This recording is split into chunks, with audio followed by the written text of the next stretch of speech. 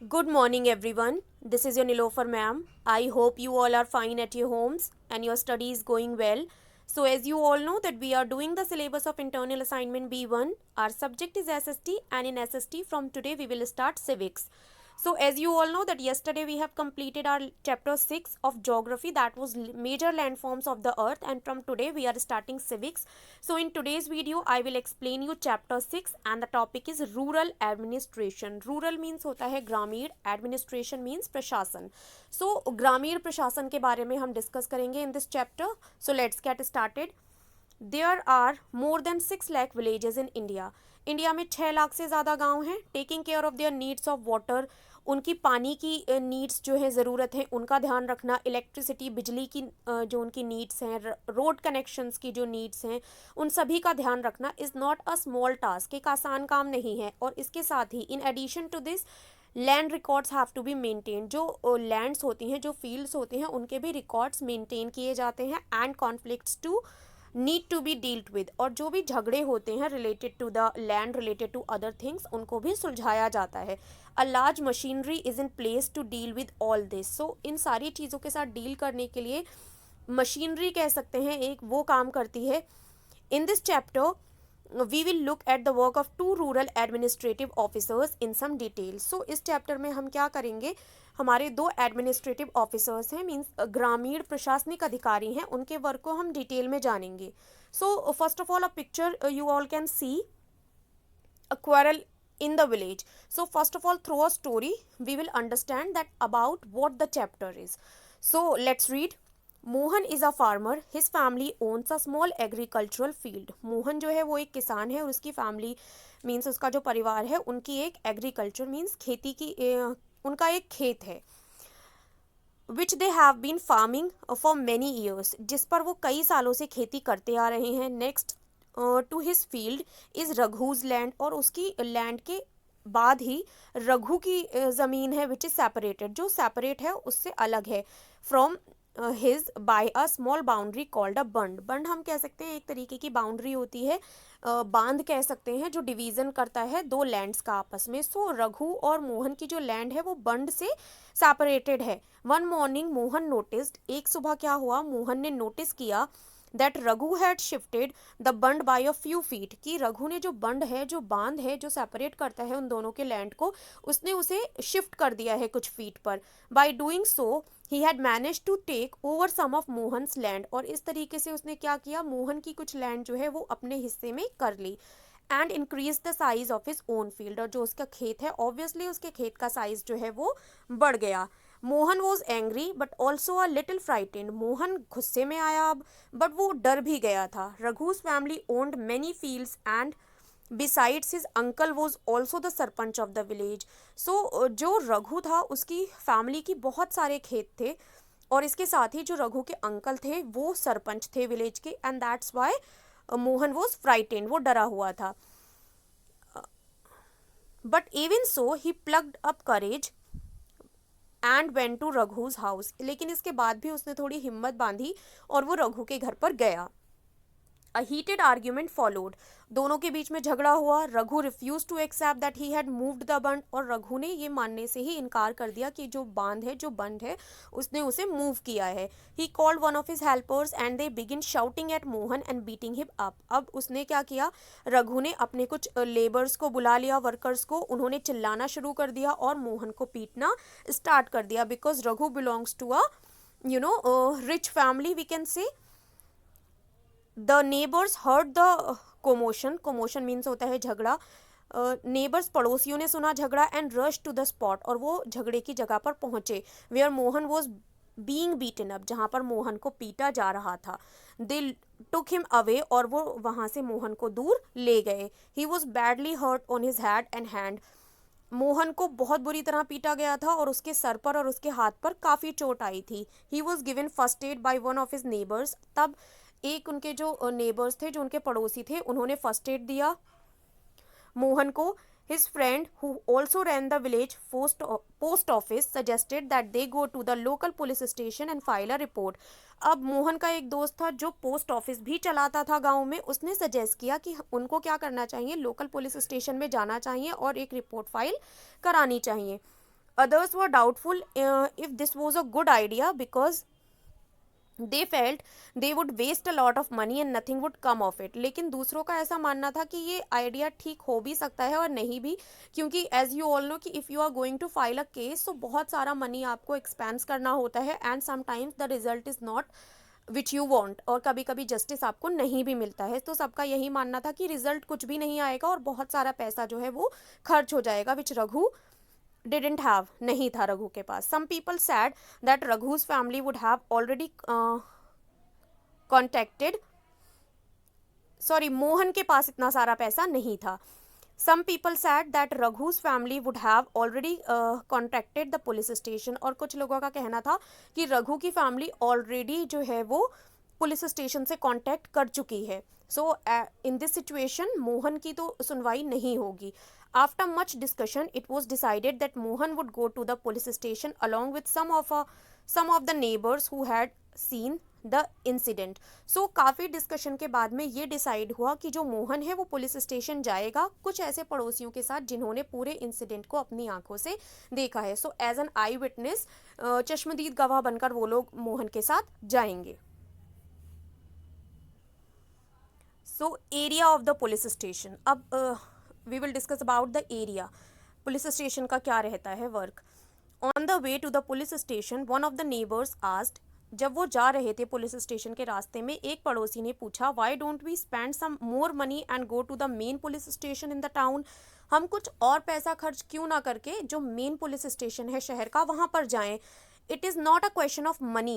We can register the case only in this police station because our village comes in its area of work, explained Mohan. Mohan ने बताया कि बात पैसों की नहीं है, हम केवल उसी पुलिस स्टेशन में जाकर अपना केस फाइल कर सकते हैं, अपनी रिपोर्ट दर्ज करा सकते हैं जो हमारा विलेज जिस पुलिस स्टेशन के अंडर आता है। Every police station has an area, her police station को एक एरिया असाइन किया गया होता है that comes under its control, और उस एरिया की जो भी एक्टिविटीज़ होती हैं लाइक थेफ्ट है, कॉन्फ्लिक्ट्स हैं, वो सारी उसी पुलिस स्टेशन के अंडर आएंगे। All persons in that area can report cases और inform the police about any theft, accident, injury, fight etcetera. So जो उस एरिया के लोग होंगे वो उसी पुलिस स्टेशन के अंदर अपना केस फाइल कर सकते हैं, एक्सीडेंट की खबर दे सकते हैं, चोरी की जो फाइल है केस है वो फाइल कर सकते हैं, कोई भी चोट लग जाती है या फाइट हो जाती है। It is the responsibility of the police of that station to inquire, to investigate and take action on the case within its area. अब जिम्मेदारी किसकी होती है, रिस्पॉन्सिबिलिटी होती है पुलिस की उस पुलिस स्टेशन की कि वो इंक्वायर करे, पूछताछ करे, इन्वेस्टिगेट करे, जांच करे और उसके बाद जो केस दर्ज कराया गया है अपने एरिया के अंदर जो आता है पुलिस स्टेशन के एरिया के अंदर उसके खिलाफ कोई एक्शन ले। देन इन्वेस्टिगेटिंग दैम, और कोई एक्शन ले। Okay, so now we will discuss the work at the police station. अभी हमने एरिया जो था वो समझा दैट पुलिस स्टेशन का एरिया कैसे डिवाइड होता है। अब वर्क क्या होता है पुलिस स्टेशन पर। When they reach the police station Mohan went to the person in charge, station house officer और एसएचओ। सो जब वो पुलिस स्टेशन पहुंचे तो मोहन सबसे पहले जो पुलिस स्टेशन के इंचार्ज होते हैं उनको एसएचओ भी बोला जाता है, स्टेशन हाउस ऑफिसर, उनके पास गया and told him about what happened, और उसने बताया कि उसके साथ क्या हुआ है। He also said that he wanted to give the complaint in writing, और उसने कहा कि इसके साथ ही वो शिकायत भी दर्ज कराना चाहता है लिखित में। The SHO rudely brushed him aside saying that he couldn't be bothered to waste his time writing down minor complaints and then investigating them। अब जो most of the time problem face करनी पड़ती है लोगों को that is the same thing कि SHO ने क्या किया, रूडली बात की, उसको भगा दिया और कहा कि इस तरीके से परेशान मत करो और हमारे पास जो है कि इतना समय नहीं है कि आप ये जो बेकार की माइनर छोटी छोटी सी कंप्लेंट लेकर आ रहे हो हम इनको दर्ज करें, इन्वेस्टिगेट करें। Mohan showed him his injuries but the SHO did not believe him. Mohan ने क्या किया, एसएचओ जो पुलिस इंचार्ज थे उनको अपनी इंजरीज दिखाई, अपनी चोटें दिखाई, लेकिन तब भी एसएचओ ने उनका मोहन का बिलीव नहीं किया। Mohan was puzzled and did not know what to do. Mohan घबरा गया, उलझ गया, अब उसको समझ में नहीं आ रहा था कि what to do. He was not sure why his complaint was not being recorded. अब वो इस चीज़ को श्योर नहीं था कि उसकी कंप्लेंट क्यों नहीं लिखी जा रही थी. He went and called his neighbours into the office. वो गया और उसने अपने पड़ोसी जो थे उनको ऑफिस के अंदर बुलाया, पुलिस स्टेशन के अंदर. दे आर्ग्यूड स्ट्रांगली. सभी ने मिलकर बहस की that Mohan had been beaten up in front of them and had they not rescued him he would have been injured very seriously. सभी ने यही कहा कि मोहन को उनके सामने पीटा गया है और अगर वो मोहन को नहीं बचाते सो मोहन बहुत ज़्यादा गंभीर रूप से घायल हो जाता. They insisted that the case be registered. उन्होंने इंसिस्ट किया इस चीज़ के ऊपर कि केस को रजिस्टर किया जाए. Finally the officer agreed. और इन सब के बाद में जो SHO थे वो अग्री हो गए थे. He asked Mohan to write down his complaint and also told the people that he would send a constable the next day to investigate the incident. उन्होंने मोहन से कहा कि रिटन में अपनी कंप्लेंट दे दीजिए और इसके साथ ही वो अगली सुबह एक कांस्टेबल भेजेंगे जो इन्वेस्टिगेट करेगा कि पूरा इंसिडेंट क्या था. अब now the next topic is maintenance of land records. अब every village has many lands. So उन लैंड्स का जो मेंटेनेंस होता है, रिकॉर्ड होता है, वो रखा जाता है. You saw that Mohan and Raghu were arguing heatedly whether the common boundary of their fields had been shifted. Isn't there a way by which they could have settled this dispute in a peaceful manner? आपने देखा कि मोहन और रघु जो थे वो बहुत बुरी तरह झगड़ा कर रहे थे कि जो उनकी बाउंड्री थी दोनों की फील्ड्स के बीच में उसको शिफ्ट किया गया था या नहीं किया गया था. आपको नहीं लगता कि यहाँ हमारे पास एक और रास्ता है जिस तरीके से हम पीसफुल तरीके से इस झगड़े को सुलझा सकते थे? Are there records that show who owns what land in the village? Let's find out how this is done. So कुछ ऐसे रिकॉर्ड्स होते हैं जो ये शो करते हैं कि एक विलेज में किस लैंड कौन सी लैंड किस व्यक्ति को बिलोंग करती है. चलिए इसके बारे में देखते हैं. Measuring land and keeping land records is the main work of the patwari. So जो लैंड होती है, जो फील्ड्स होती हैं, उनकी माप करना और उनका रिकॉर्ड रखना जो पटवारी होते हैं उनका मेन वर्क होता है. The patwari is known by different names in different states. Patwari जो होते हैं उनको अलग अलग स्टेट्स में अलग अलग नाम से बुलाया जाता है. In some villages such officers are called lekhpal. कुछ विलेजेस में, कुछ स्टेट्स में इनको लेखपाल कहा जाता है. Lekhpal like in Pilibhit also we say lekhpal only. In others kanungo और कर्मचारी और village officer etcetera. So we will refer to this officer as patwari. इस चैप्टर में हम इस ऑफिसर को पटवारी कहकर रेफर करेंगे.